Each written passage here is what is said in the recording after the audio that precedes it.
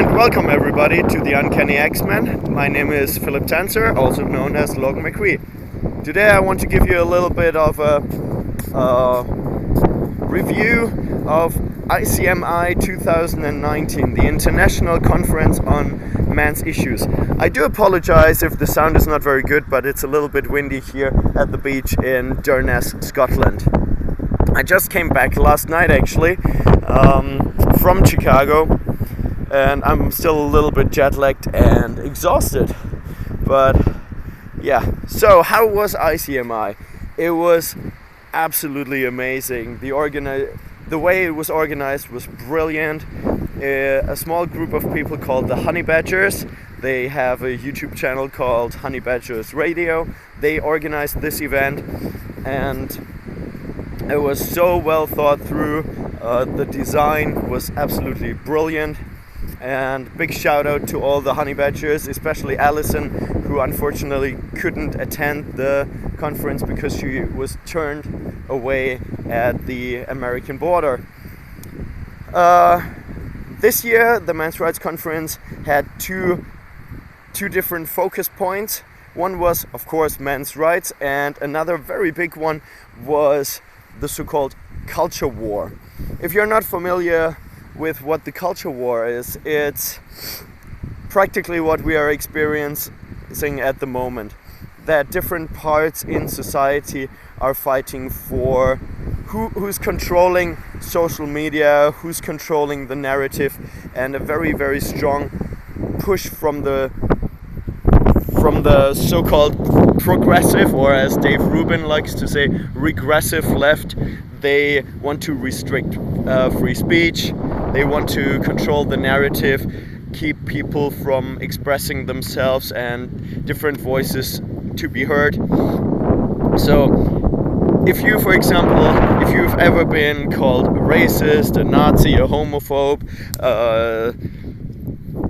all these words, even though you've got nothing to do with that, you've experienced the culture war.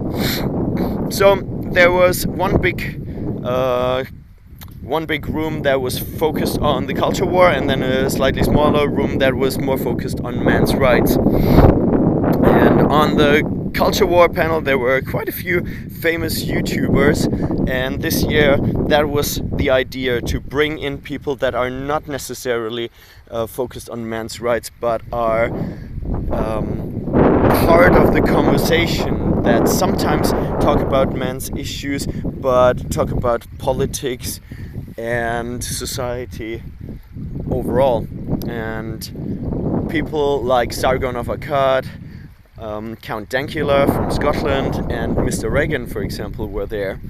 And they did attract quite a bit of attention, and I also have to say they were incredibly nice people. All the YouTubers that I met over the weekend that I've only known through their YouTube channels, they turned out to be really, really nice people, great people to hang out with, humble, friendly, and definitely not shy to interact with the attendees at the conference. The smaller room, the room that was more focused on pure men's rights issues, was predominantly dominated by, I would say, academics and people that have been in the men's rights movement for a very long time. They delivered great speeches with a lot of insight. Unfortunately, because obviously because it's more academic, it was a little bit drier than the talks on the main stage, and that was probably my biggest, the big criticism at this year's conference, that the men's issues were a little bit in the shadow of the culture war. But on the other hand, maybe that's actually correct. Maybe that's how it had to be, because at the moment the culture war is so dominant in media that you can't focus on anything else really. And how can we fight for men's rights if we kind of lost the culture war, if we are not even allowed to speak about certain issues without being attacked as sexist, misogynist, racist, and all that. And the conference was attacked, and people tried to contact the hotel and get us kicked out, and it wasn't as bad as in previous years there. As far as I know, there were no bomb threats, but there was a lot of slander. People said that it was a meeting of white supremacists. Oh, that's funny, huh? Because a lot of the speakers were black, they were Hispanic, a lot of female speakers and women of color.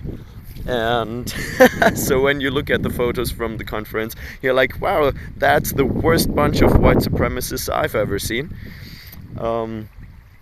Yeah, overall it was an absolutely fantastic experience, especially hanging out with all the other MRAs, MGTOWs, and people from the manosphere, and talking about certain issues, sometimes strongly disagreeing. There was one moment where I had quite a heated discussion about the different values, or the different ways between certain men's rights activists, which I represented, and a MGTOW, a guy, men going their own way, and he was absolutely against marriage and didn't believe in the concept anymore at all.